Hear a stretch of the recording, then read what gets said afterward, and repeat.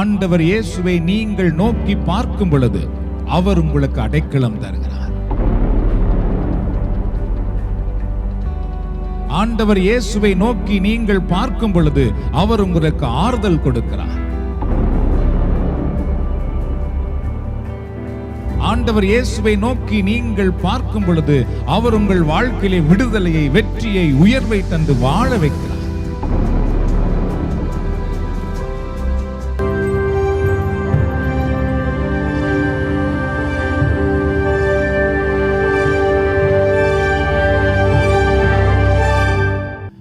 ஆண்டவர் இயேசு கிறிஸ்துவின் பரிசுத்த நாமத்திலே எல்லோருக்கும் மீண்டும் அன்பின் வாழ்த்துக்கள்.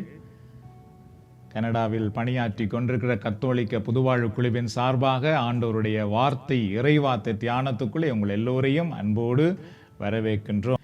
இன்று எங்களுடைய இறை வார்த்தை தியானத்துக்காக நாம் எடுத்துக்கொள்ளுகின்ற தலைப்பு பார்த்தீர்கள் என்றால், For God nothing is too hard. கடவுளுக்கு எதுவும் மிகவும் கடினம் அல்ல என்ற தலைப்பில் தான் நாம் பார்க்க போகிறோம். For God nothing is too hard. கடவுளுக்கு எதுவும் கடினமானது அல்ல. You may walk in the valley of darkness. நீங்கள் இருளின் பள்ளத்தாக்கில் நீங்கள் நடக்கலாம். You may go through the path of pain and worries. கவலை, வேதனை என்கிற பாதையிலே நீங்கள் நடந்து வரலாம். You may be in the prison of sorrow. நீங்கள் துக்கம் என்கிற சிறையிலே அடைக்கப்பட்டிருக்கலாம். Today I want to tell you, இன்று நான் உங்களுக்கு என்ன சொல்ல விரும்புகிறேன் என்று சொன்னால், to Jesus Christ nothing is too hard to change your life. உங்கள் வாழ்க்கையை மாற்றுவதற்கு ஆண்டவராக இயேசு கிறிஸ்துவுக்கு எதுவுமே கடினமானது அல்ல. இந்த புக் ஆஃப் ஆக்ட்ஸ், திருத்தூதர்கள் பணிகள் அல்லது அப்போஸ்தலர் பணிகளிலே, when Peter and John walked by a crippled man at the temple, ஆலய வாசல்லே அமர்ந்திருந்த முடக்குவாத முற்றவரை அவர்கள் கண்ட பொழுது, the crippled man looked up expecting to receive a gift of money. அந்த முடக்குவாத முற்றவர் யோவானிடத்திலும் பேதுருவிடத்திலும் பார்த்தீர்கள் என்றால் ஏதாவது பிச்சை கிடைக்குமா என்று எதிர்பார்த்தார் என்று நாம் பார்க்கின்றோம். பீட்டர் said, பேதுரு என்ன சொன்னார் என்றால், I can give you something better. என்னிடத்திலே வெள்ளியோ பொன்னோ அல்ல, பணம் அல்ல, கொடுப்பதற்கு இல்லை, ஆனால் அதைவிட மேலான ஒன்றை என்னால் கொடுக்க முடியும் அப்படி என்று சொன்னார். In the name of Jesus, rise and walk. இயேசு கிறிஸ்துவின் நாமத்திலே எழுந்து நட என்று சொல்லி அவர்கள் சொன்னார்கள். The man's legs were completely healed. அந்த மனிதனுடைய கால்கள் பார்த்தீர்கள் என்றால் முழுவதுமாக பூரண சுகமடைந்தது என்று நாம் பார்க்கின்றோம். The crippled man only expected a few coins.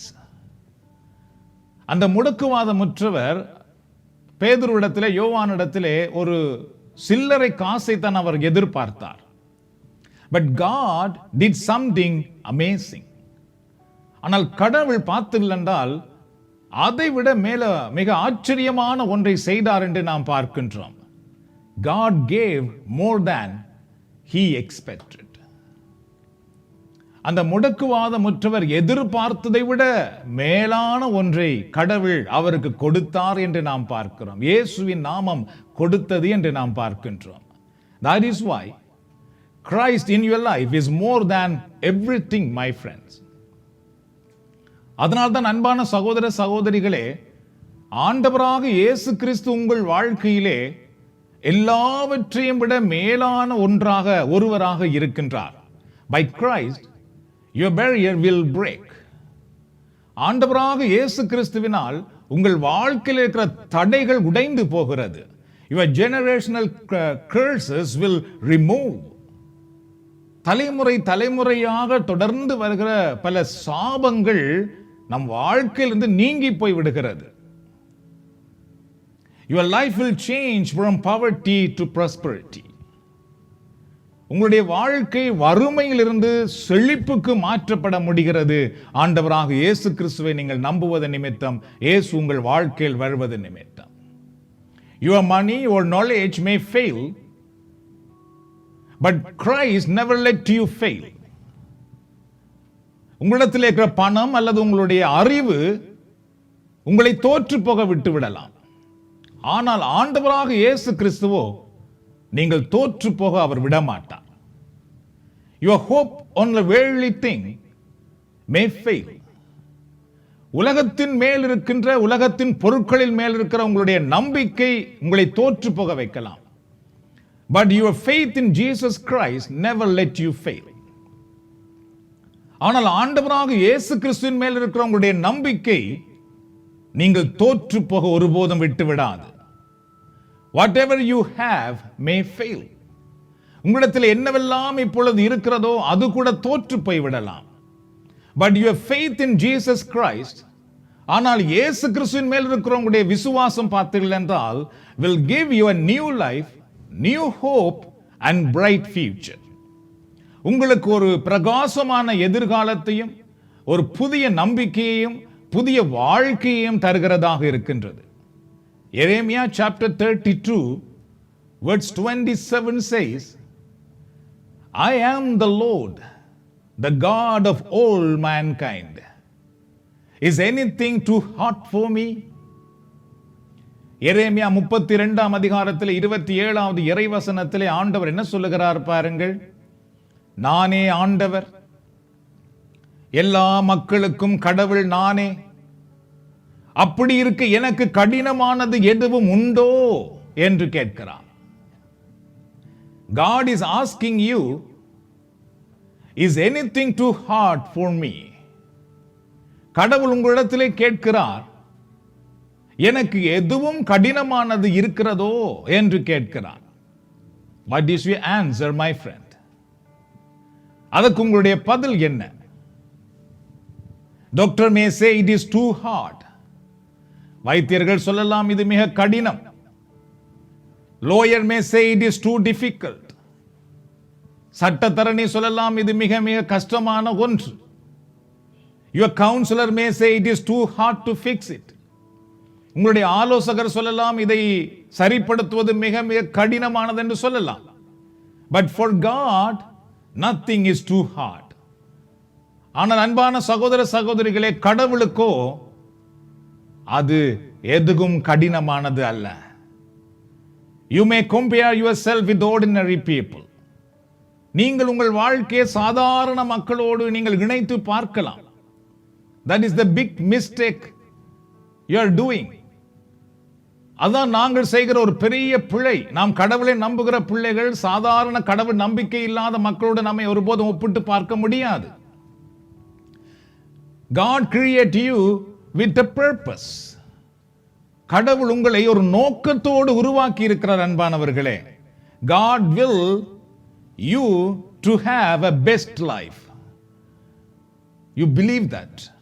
கடவுளுடைய விருப்பம் என்னவென்றால் நீங்கள் ஒரு சிறந்த வாழ்க்கை வாழ வேண்டும் என்பதாகும். அதை நீங்கள் விசுவாசியுங்கள். God wishes you to be an example to the kingdom of God. கடவுளுடைய விருப்பம் என்னவென்றால் நீங்கள் இறை அரசுக்கு ஒரு நல்ல சாட்சியா இருக்க வேண்டும் என்பது கடவுளுடைய விருப்பம்.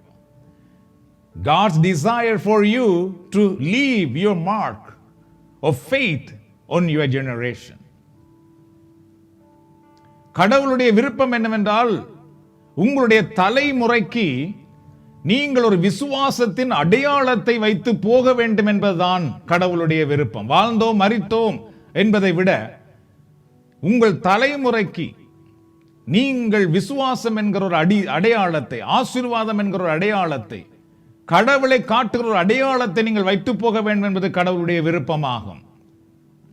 When Jesus Christ comes into you, எப்பொழுது ஆண்டவராக இயேசு கிறிஸ்து உங்கள் வாழ்க்கைக்குள் வருகிறாரோ, your life becomes a new creation.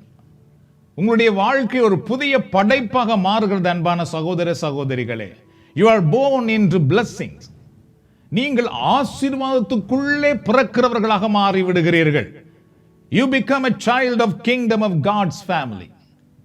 இறையரசின் குடும்பத்துக்குள்ளே ஒரு அங்கத்தவராக நீங்கள் பிறந்து விடுகிறீர்கள். You are born into new hope and blessed life. நீங்கள் ஒரு ஆசீர்வாதமான புதிய நம்பிக்கைக்குள்ளே பிறக்கிறவர்களாக நீங்கள் மாறிவிடுகிறீர்கள்.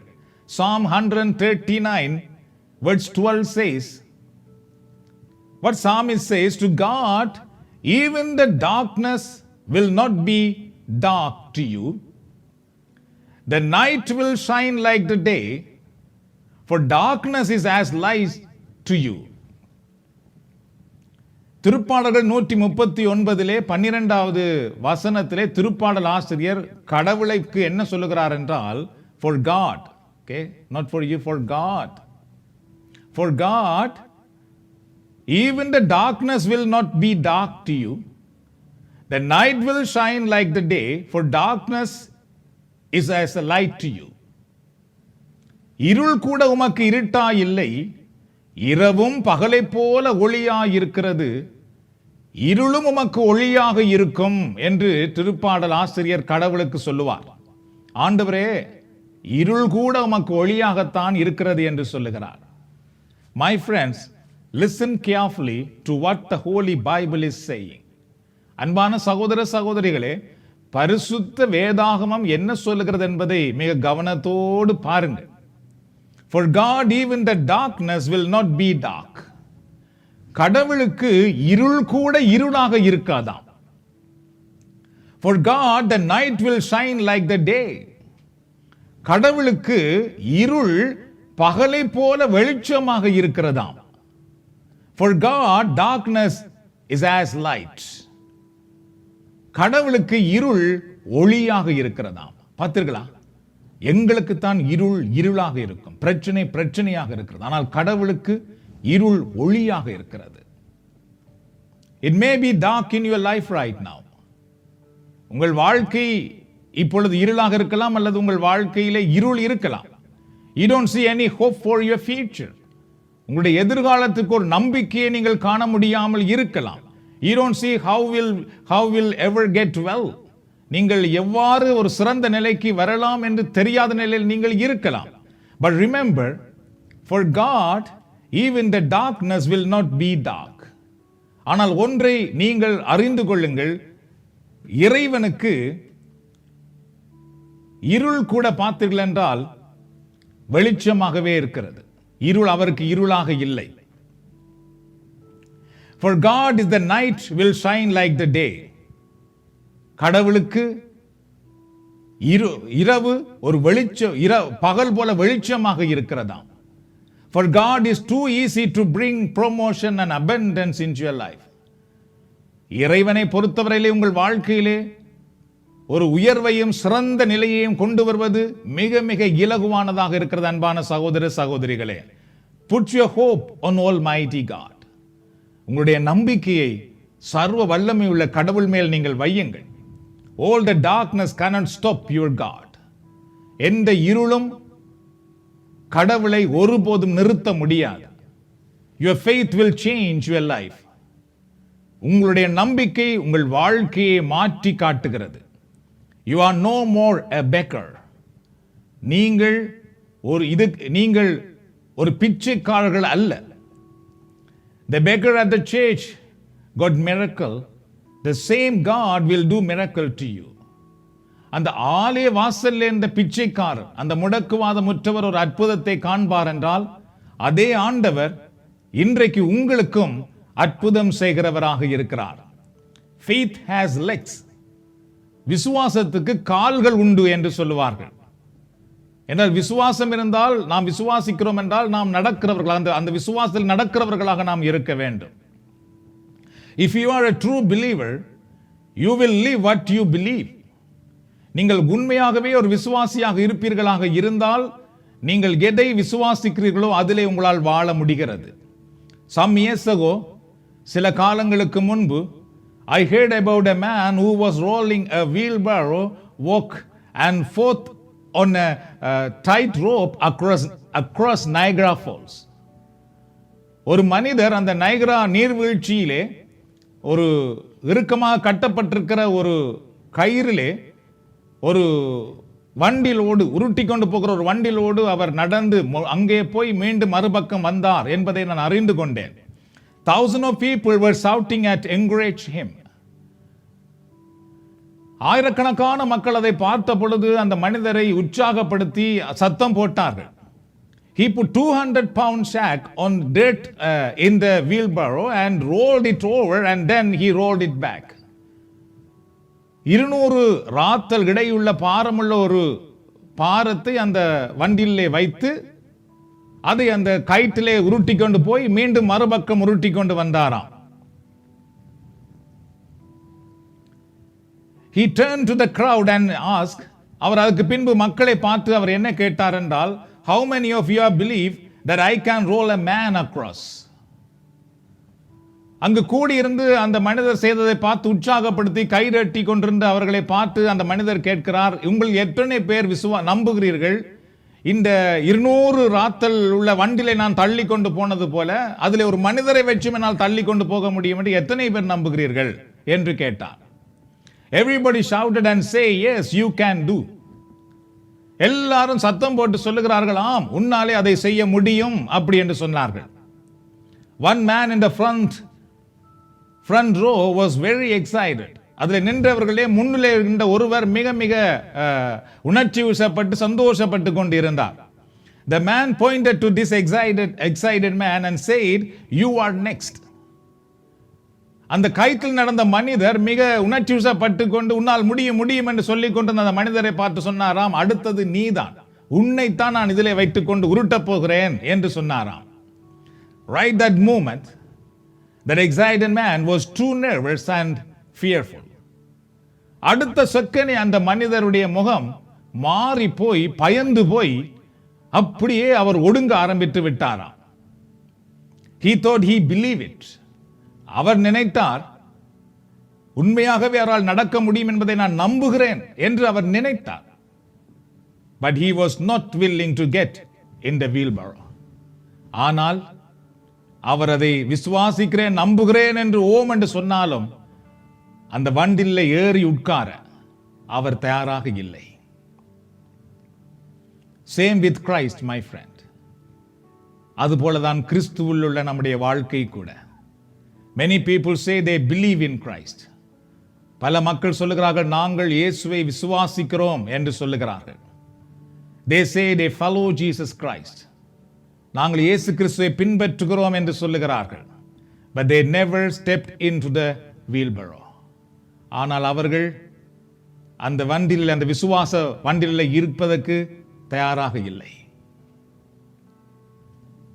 They never have committed and surrounded themselves fully 100% to Christ. அவர்கள் வாயினால் நாங்கள் விசுவாசிக்கிறோம் பின்பற்றுகிறோம் என்று சொன்னாலும் 100% அவர்களை ஆண்டவரத்தில் தங்களை அர்ப்பணித்து அவரை பின்பற்றுகிறவர்களாக இல்லை. My friends, if you say I believe Lord Jesus Christ, நீங்கள் ஆண்டவராக இயேசு கிறிஸ்துவை விசுவாசிக்கிறேன் என்று நீங்கள் சொல்லுவீர்களாக இருந்தால், then you have to surrender yourself to Christ 100%. நீங்கள் 100% உங்களை ஆண்டவருக்கு அர்ப்பணியுங்கள்.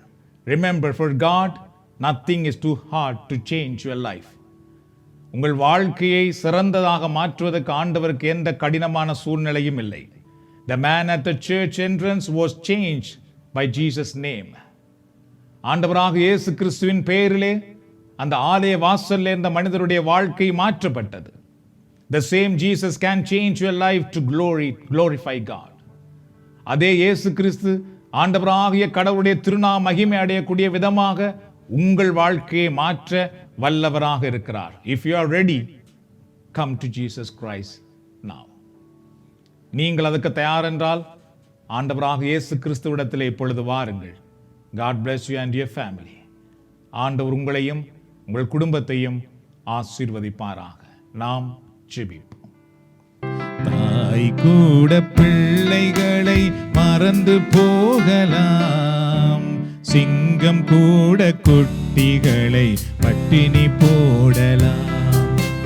தாயினும் மேலான வைத்தவர், இரத்தத்தையே சிலுவையிலே உனக்கு தந்தவர், தாயினும் மேலாக அன்பு வைத்தவர், இரத்தத்தையே சிலுவையிலே உனக்கு தந்தவர், மறந்திடுவாரோ உன்னை வெறுத்திடுவாரோ, மறந்திடுவாரோ உன்னை வெறுத்திடுவாரோ, நம்பிக்கையை விட்டு விடாதே,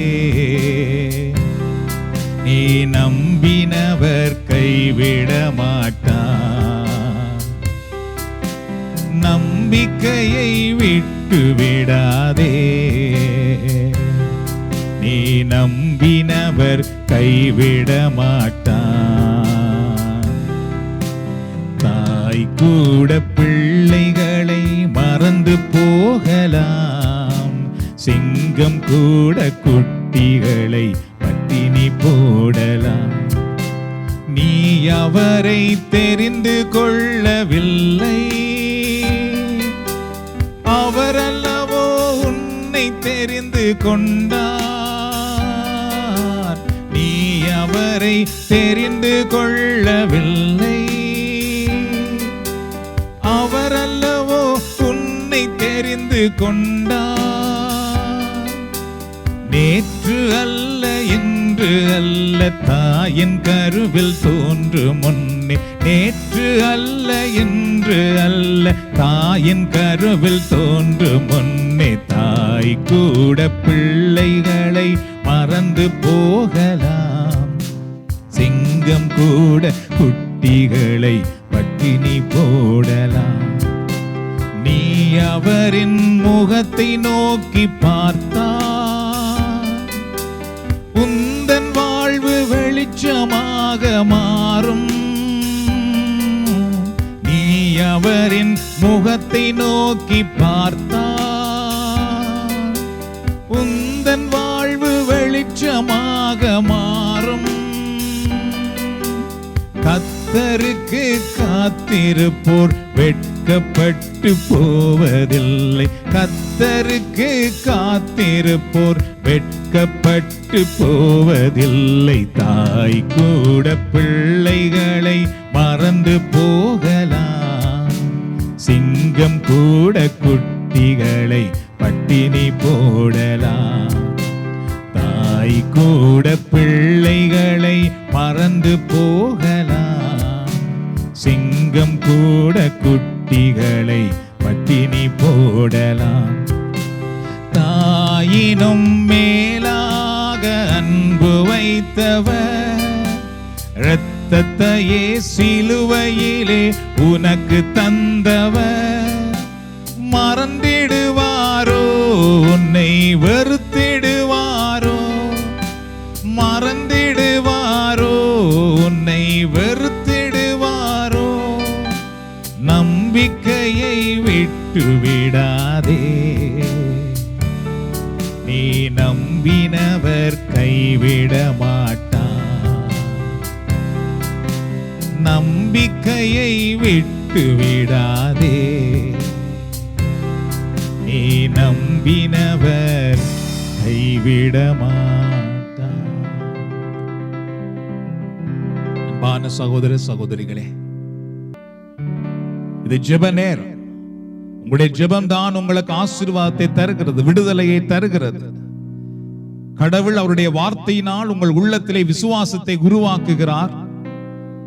அந்த விசுவாசத்தோடு நீங்கள் ஜெபிக்க ஆரம்பிக்கும் பொழுது தடைகள் உடைகிறது, நீங்குகிறது. ஆசீர்வாதம் பெரு வெள்ளம் போல் உங்கள் மேல் பாய்ந்து வருகிறது. ஆண்டவருடைய பிரசன்னத்திலே என்னால் பார்க்க முடிகிறது. ஆண்டவர் உங்கள் சிலரை இந்த நேரத்திலே விடுதலையாக்கி கொண்டிருக்கிறார். ஆண்டவருடைய ஒரு வல்லமை உங்கள் உடலிலே வந்து கொண்டிருக்கிறது, என்னால் பார்க்க முடிகிறது. அன்பானவர்களே, இன்றைக்கு ஒரு சிலர் இந்த வழிபாட்டில் இணையும் பொழுது உங்களுடைய உள்ளமெல்லாம் கடவுளை ஏன் நம்புவான் என்ற ஒரு உணர்வோடு வந்தீர்கள். ஆண்டவர் அதை என் உள்ளத்திலே உணர்த்துகிறார். ஆனால் இந்த நேரத்திலோ ஆண்டவரால் முடியும் என்ற ஒரு நம்பிக்கை உங்கள் உள்ளத்திலே கடவுள் தந்திருக்கிறார், இயேசு தந்திருக்கிறார். அந்த இயேசுவுக்கு நன்றி கூறுங்கள். தொடர்ச்சியாக இந்த நேரத்திலே ஜெபித்துக் கொண்டே இருங்கள். ஆண்டவர் இப்பொழுது உங்களுக்கு விடுதலை தந்து கொண்டிருக்கிறார். ஆலய வாசல்லே முடக்குவாதமுற்ற அந்த மனிதரை எழுந்து நடக்கும்படி செய்த ஆண்டவர் இந்த நேரத்திலும் உங்கள் வாழ்க்கையிலே நீங்கள் எழுந்து நிற்கும்படி ஆசீர்வதிக்கிறவராக இருக்கிறார். உங்கள் வாழ்க்கையில் இருக்கிற வறுமைகள் நீங்கி போகட்டும், ஜெபியுங்கள். உங்கள் வாழ்க்கையில் இருக்கிற தடைகள் நீங்கி போகட்டும், ஜெபியுங்கள். உங்கள் வாழ்க்கையில் இருக்கிற கஷ்டங்கள் அகன்று போகட்டும், ஜெபியுங்கள். உங்கள் வாழ்க்கையில் உங்களுக்கு எதிராக இருக்கிற தடைகள் நீங்கி போகட்டும், கட்டுக்கள் கட்டவிழ்க்கப்படட்டும், ஜெபியுங்கள்.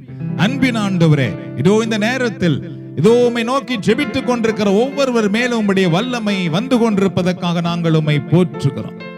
இயேசுவின் நாமத்தில் இந்த நேரத்தில் இதில் இணைந்திருக்கிற ஒவ்வொருவரும் விடுதலை பெறுவார்களாக, ஆசீர்வாதத்தை பெற்றுக் கொள்வார்களாக. ஆலய வாசல்லே அந்த மனிதருக்கு அற்புதம் செய்வது உமக்கு மிக இலகுவாக இருந்ததே. உம்முடைய பெயரை சொன்ன உடனேயே அவருடைய உடல் சுகமடைந்தது என்று பார்க்கிறோம். அதுபோல இந்த நேரத்திலே இதில் இணைந்திருக்கிற யார் யாருடைய வாழ்க்கையிலே பல கஷ்டங்களால் இவர்கள் உடைந்து போய் இருக்கிறார்களோ, மிக கடினமான பாதையில் நடந்து வந்து கொண்டிருக்கிறார்களோ, அந்த பாதையில் இருந்து இவர்கள் விடுவிக்கப்படுவார்களாக, வெற்றி காண்பார்களாக. அந்த கடினமான நிலைகள் இவர்களை விட்டு நீங்கி போவதாக இயேசுவின் நாமத்தினாலே நன்றி கூறுகிறோம் அப்பா. பலருடைய வாழ்க்கையில் இருக்கிற இருள் போன்ற நிலைகள், பாரமான நிலைகள் நீங்கி போய் கொண்டிருக்கிற இந்த நேரத்திலே ஆண்டவருக்கு நன்றி செலுத்துங்கள். கடவுள் இந்த நேரத்தில் இதில் இணைந்திருக்கிற பலரை குணமாக்க வேண்டும் என்று விரும்புகிறார். நோயாளிகள் உங்கள் கரங்களை மார்பிலே வைத்துக் கொள்ளுங்கள். ஆண்டவர் உங்களுக்கு சுகம் கொடுப்பார். நீங்கள் சுகம் பெற்ற பின்பு எங்களோடு தொடர்பு கொண்ட ஆண்டவர் உங்களுக்கு செய்த அற்புதத்தை சொல்லி கடவுளை நீங்கள் மாற்றிப்படுத்துங்கள். அன்பின் ஆண்டவரே, இதோ இந்த நேரத்தில் தங்கள் கரங்களை மாரின் மேல் வச்சு ஜெபித்துக் கொண்டிருக்கிற நோயாளிகள் மேல் உம்முடைய வல்லமை இப்பொழுது இறங்கி வருவதாக. இயேசுவின் நாமத்திலே இவர்கள் சுகமடையட்டும். எலும்புகளிலே, நரம்புகளிலே, இரத்தத்திலே, குடலிலே, வயிற்று பகுதியிலே, நாரி பகுதியிலே, விலாவிலே, முதுகிலே, தோள் மூட்டிலே, கால் பாதத்திலே, கண்களிலே, தலையிலே, காதிலே, தலையின் பின்பக்கத்திலே இருக்கிற நோவுகள் இப்பொழுது இயேசுவின் நாமத்திலே சுகமடைவதாக. இன்னும் ஒரு சில நோய்களுக்காக மாத்திரைகள் எடுத்துக் கொண்டிருக்கிறார்களே ஆண்டவரே, அந்த நோய்கள் எல்லாம் இயேசுவின் நாமத்திலே சுகமடையட்டும். இந்த நாளிலே யார் இயேசு எனக்கு இதை செய்ய வேண்டும் என்ற நம்பிக்கையோடு ஜெபித்துக் கொண்டிருக்கிறார்களோ அதை இவர்கள் இப்பொழுதே பெற்றுக் கொள்வார்களாக. இதில் இணைந்திருக்கிறவருடைய வாழ்க்கையில் இருக்கிற தடைகள் நீங்கி போகட்டும். ஆசீர்வாத பெருவெள்ளம் இந்த நேரத்தில் இதில் இணைந்திருக்கிற ஒவ்வொருவரையும், ஒவ்வொரு குடும்பத்தையும், இவர்களுடைய தலைமுறையையும் வந்து நிரப்பி ஆசீர்வதிப்பதாக. நீர் அதை செய்வதற்காக நன்றி கூறுகிறோம் ஆண்டவரே, நன்றி செலுத்துகிறோம். எல்லோரும் ஆண்டவருக்கு நன்றி செலுத்துவோம். ஹல்லேலூயா. நன்றி செலுத்துகிறோம் ஐயா, நன்றி செலுத்துகிறோம். நல்லவரே, அன்புள்ளவரே, நன்றி செலுத்துகிறோம். எந்த காலத்திலும் எந்த நேரத்திலும் நன்றியால் உம்மை நான் துதிப்பேன். இயேசுவே, உம்மை நான் துதிப்பேன், துதிப்பேன். இந்த வேளையிலும் துதிப்பேன். இயேசுவே, உம்மை நான் துதிப்பேன், துதிப்பேன். இந்த வேளையிலும் துதிப்பேன்.